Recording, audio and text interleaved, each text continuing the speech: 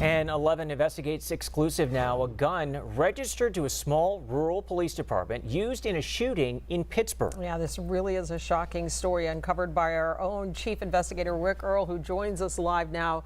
A lot to unpack here, but Rick, the big question is how in the world does this even happen? Yeah, guys, there are still a lot of questions about all of this, and the police department isn't talking about it. But 11 Investigates obtained an internal report that explains how the gun likely turned up missing. But we still don't know how it got into the hands of a convicted felon. A Glock 45 handgun like this recovered after a shooting outside a bar in Homewood a year ago.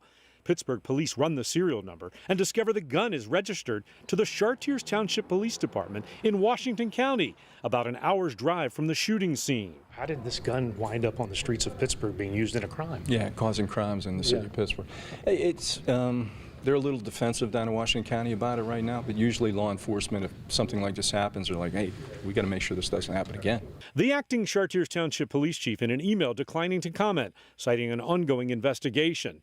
But according to an internal Pittsburgh police report obtained by 11 Investigates, a Chartiers police officer who resigned in June of 2024 left the department-issued handgun in a box on the chief's desk. But the chief never secured it. But you would expect a police department to secure this weapon. It should have been secured, yes, in my opinion. The chief didn't discover it missing until 3 months later on September 16th and didn't report it stolen until October 31st. The lieutenant telling the Pittsburgh detective who questioned him, "We're a small department and everybody is trustworthy here. We've never had nothing in all of the years that we've been here, anything stolen, period." So how did the gun get from the Chartiers Township Police Department to the streets of Homewood? The report indicates multiple people had access to the chief's office, including the township road crew and cleaning crew, but suggests the likely suspect, a juvenile brought in for questioning about car break-ins, who was briefly left alone in the chief's office.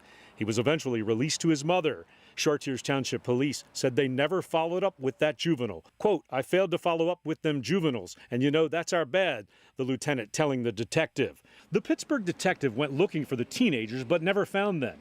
He also expressed concern that no one was investigating the gun theft. That was until 11 Investigates started asking questions. While this report indicates that local, state, and federal law enforcement agencies all declined to investigate, Chartiers Township Police tell me they are now working with the Washington County DA to get to the bottom of all of this.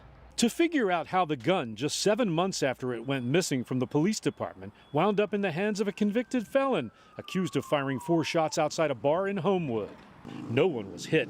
Police say he was seen on city surveillance camera hiding the stolen gun under a trash can. Police arrested and charged him with receiving stolen property and illegal possession of a firearm.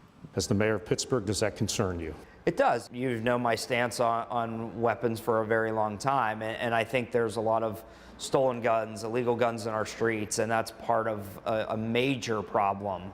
So any incidents, came from a police department. So incidents like that cannot happen, especially when that gun should be protected.